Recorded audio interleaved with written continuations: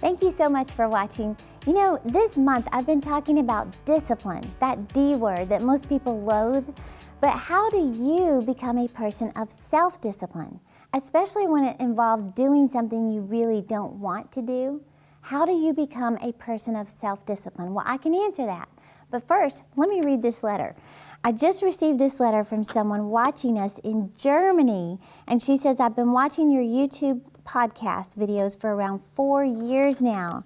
She says, I live here in Deutschland with my husband who is German. And then she goes on to say about how she's growing, she's been encouraged, she's learning so much, and she wants to encourage me to keep moving forward. She also says, I wish you had your books in German. But I was just so blessed by her letter and how much I appreciate receiving letters and encouragement, comments from you. I love seeing what you're going after and joining my faith with you. So also, if you're enjoying the podcast like she is, then subscribe to this channel and tell your friends about it. But let's get back to our topic, self-discipline. How do you become a person of self-discipline?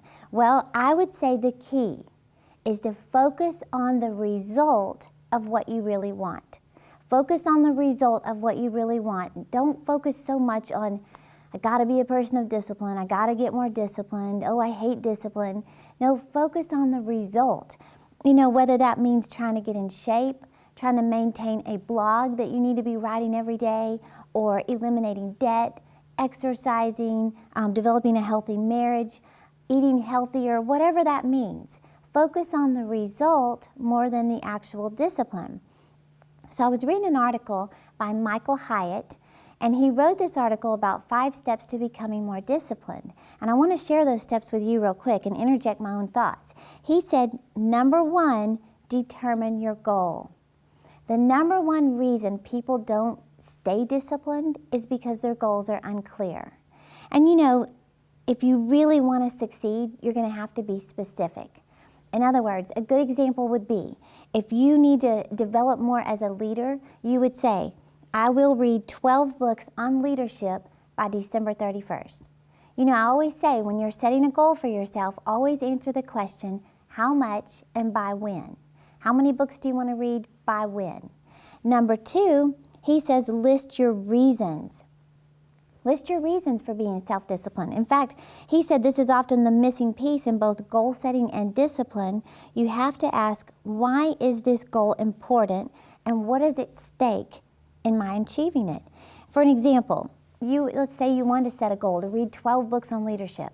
Why? Because I plan to launch my own company within the next 5 years. Or God's really put it on my heart to pastor a church, and I know to be a pastor, I got to be a good leader, so I need to read books on leadership. Or maybe you want to lead a team within the company that you're at. You need to develop your leadership. You know that leaders are readers.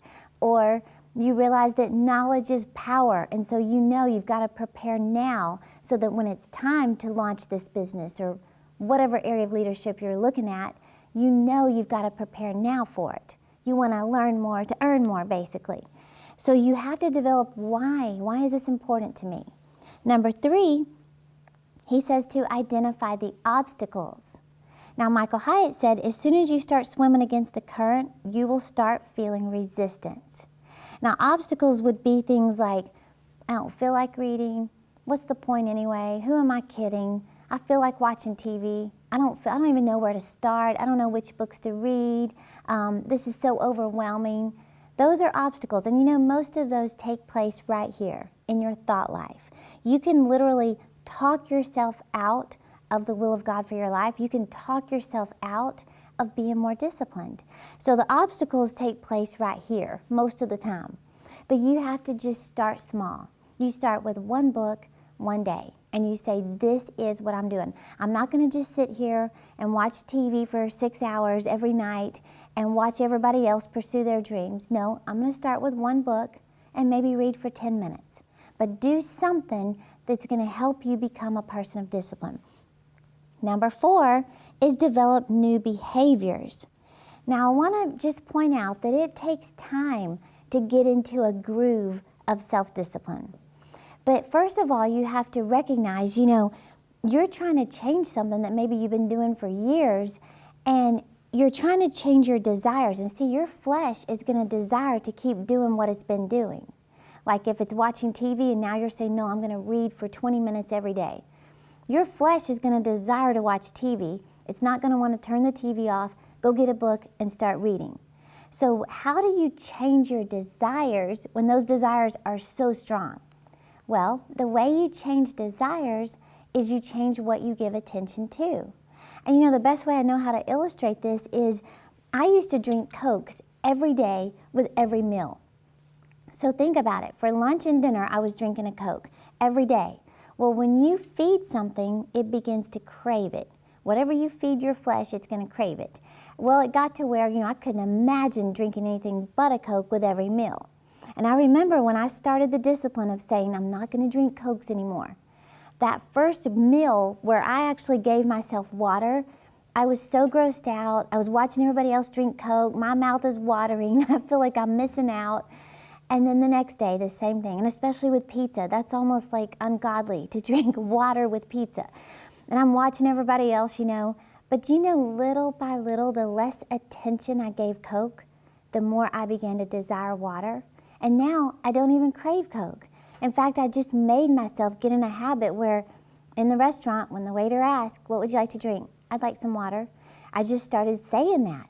But I'll drink a Coke every now and then, but just the other day, I took a sip of a Coke and I asked my husband, I said, is this Coke like really filled with syrup or something? Is it a bad Coke? He tasted it, he said, no, it's perfect. Well, think about it. My taste buds have changed. I don't even desire it. Why? Because I stopped giving it attention. So how do you change your desires? You change your desires by give attention to what you desire more. You change your desires by changing what you give attention to. So number 5 is to stay focused. And so what Michael Hyatt recommends is the way you stay focused is you read your goals and you review those reasons that you established why this new discipline is important to you. And remember, start small. Start with one new habit that you want to be disciplined in because you know it's going to produce results. And don't let your enemy, Satan, try to convince you that it's a waste of time. Even if you take 3 steps forward and 2 steps back, you're still a step ahead. So I want to challenge you to get this series I did called Discipline to Reach Your Goals. This is a 4-CD teaching because it takes a while to teach how to stay motivated in all the different areas, with your fitness, with your money, all those different areas that I love to address. But I want you to get it and become a person of self-discipline. If you're enjoying this, like I said, subscribe to this channel, follow us on Facebook, Instagram, and Twitter. I love to keep you encouraged.